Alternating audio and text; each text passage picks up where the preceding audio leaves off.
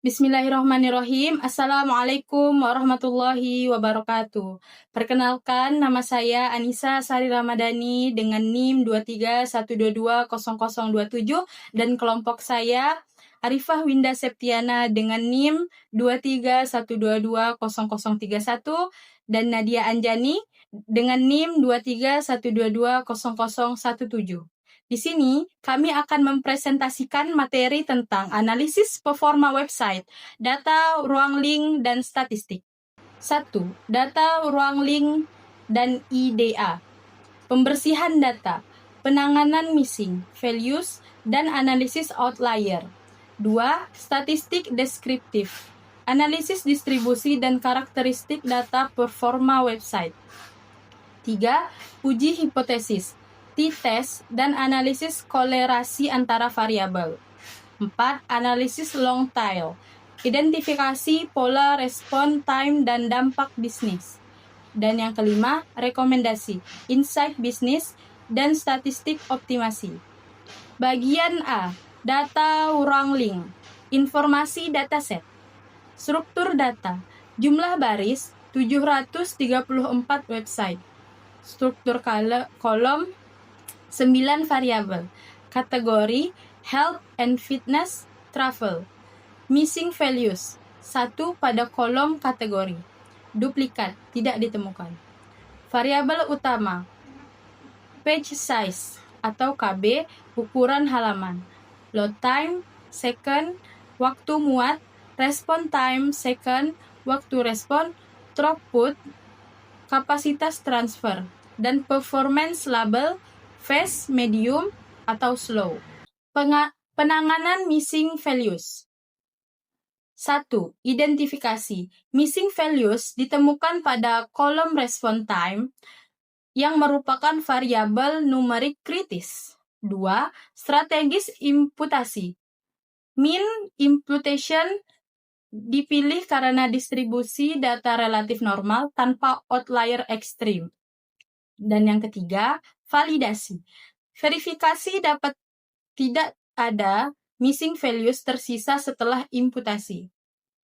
Mean imputation response time, DF response time, fill DF response time mean.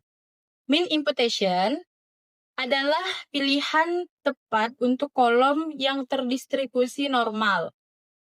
Mempertahankan karakteristik statistik data tanpa bias signifikan. Selanjutnya, ada penanganan outlier atau metode IQL, interquartile range. Hasil pembersihan. Outlier teridentifikasi adalah nilai respon time ekstrim yang dapat mendistorsi analisis statistik. Box plot menunjukkan perbedaan signifikan sebelum dan sesudah penanganan outlier. Statistik deskriptif. Ringkasan variabel kunci. 1,01 mean respon time, rata-rata waktu respon dalam detik. 0,60 median respon time, nilai tengah distribusi waktu respon. 317,37 mean throughput, rata-rata kapasitas transfer data. 1,79 mean load time, rata-rata waktu muat halaman. Perbedaan antara mean 101 second dan median 0,00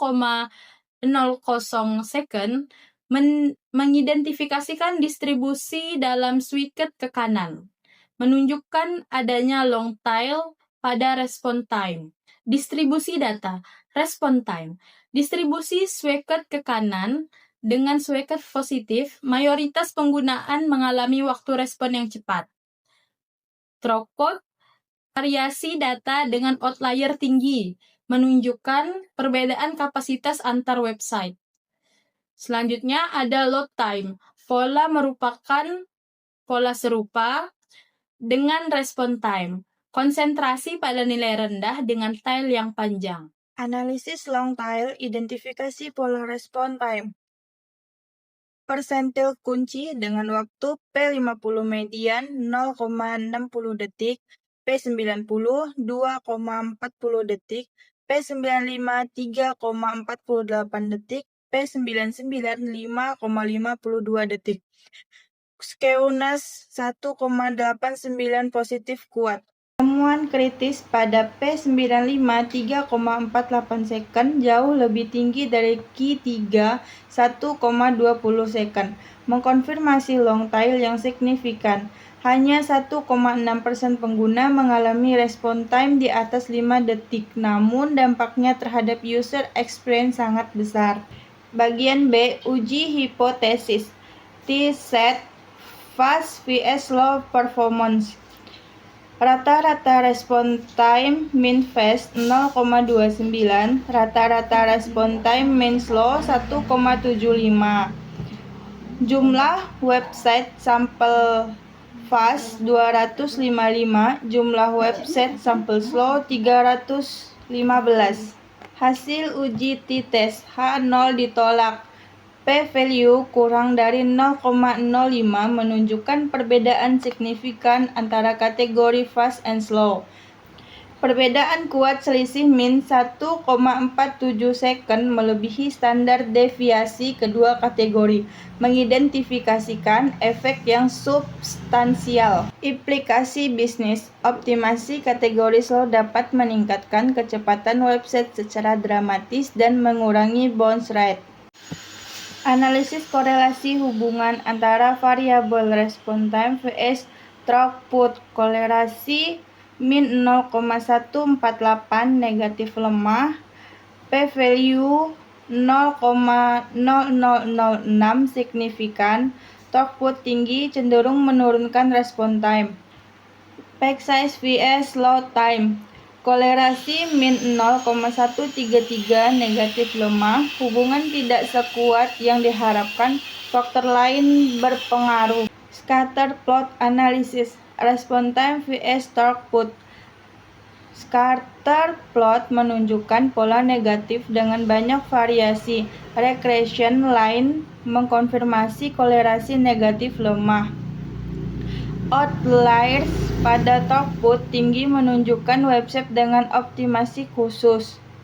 Page size vs load time. Hubungan tidak linear terlihat jelas. Page size besar tidak selalu berarti load time lambat. Teknologi caching dan CDN mempengaruhi hubungan ini. Bagian C, Business Insight. Dampak long tail terhadap user experience.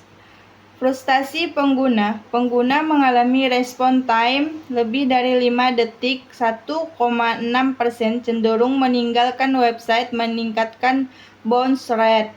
Penurunan konversi. Setiap detik tambahan respon time dapat menurunkan conversion rate hingga 7%. Reputasi brand. Pengalaman buruk pada tail end menciptakan word of mouth negatif yang berdampak jangka panjang. Distribusi performance label.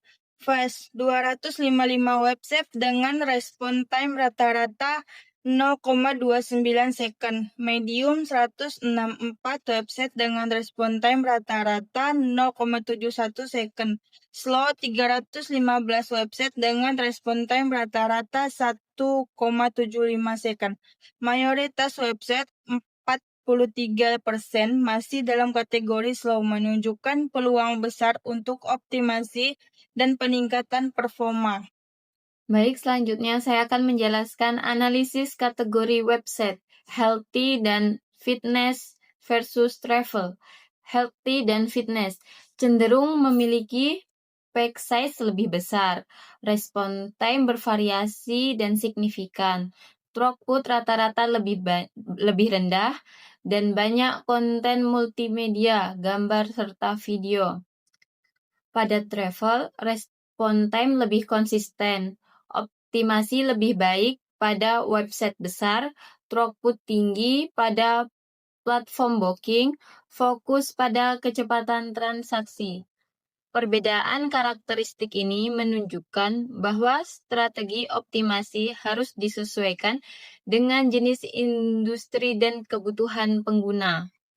Rekomendasi optimasi. 1. prioritas tail end, fokus pada 5% pengguna dengan respon time tertinggi, implementasi monitoring khusus dan alert system untuk mendeteksi degradasi performa secara real time. 2. Optimasi throughput, tingkatan kapasitas server dan implementasi load balancing untuk website dengan throughput rendah. Target peningkatan 30% kuartal berikutnya. 3. Content Delivery Network, deploy CDN untuk mengurangi latency geografi, terutama untuk website kategori slow. Prioritas pada konten statis dan media besar. 4. Caching strategi, implementasi multi-layer caching, browser, CDN server untuk mengurangi respon time rata-rata hingga 40%. Strategi monitoring. Pertama, real time. 2. Weekly analysis. 3. Monthly response-monitoring. 4. Quarterly review. ROI, optimasi performa. 1. Peningkatan konversi. Pengurangan 1 detik respon time sama dengan 7% peningkatan conversion rate. 2. Retensi pengguna. Website FAQ memiliki bounce rata-rata 32% lebih rendah. SEO ranking. Page speed adalah faktor ranking Google performa baik, sama dengan visibility lebih tinggi. 4. Efisiensi operasional. Optimasi throughput mengurangi biaya infrastruktur hingga 25%. Kesimpulan, long time distribusi respon time menunjukkan long tail yang kuat, yaitu sekitar 1,89 detik untuk Swagcast, dengan 5% pengguna mengalami waktu respon 3 kali lebih lambat dari median. Ini merupakan perhatian khusus untuk mencegah crunch. Perbedaan kategori. T-test mengkonfirmasi perbedaan signifikan antara kategori fast dan slow. Website slow memiliki respon time 6 kali lebih lambat, menunjukkan peluang optimasi besar. Korelasi lemah namun signifikan. Respon time berkorelasi negatif dengan throughput 0,148 detik, menunjukkan bahwa peningkatan kapasitas server dapat memperbaiki performa, meskipun faktor lain juga berpengaruh. Terakhir, prioritas optimasi. 43% website masih dalam kategori slow, fokus pada tail end, dan implikasi CDN dapat memberikan impact terbesar terhadap user experience dan business metric. Langkah selanjutnya melakukan action time dan target metric untuk optimasi performa website agar investasi jangka panjang yang memberikan ROI signifikan melalui peningkatan user experience, konversi, dan efisiensi opsional. Demikian presentasi dari kelompok kami. Wassalamualaikum warahmatullahi wabarakatuh.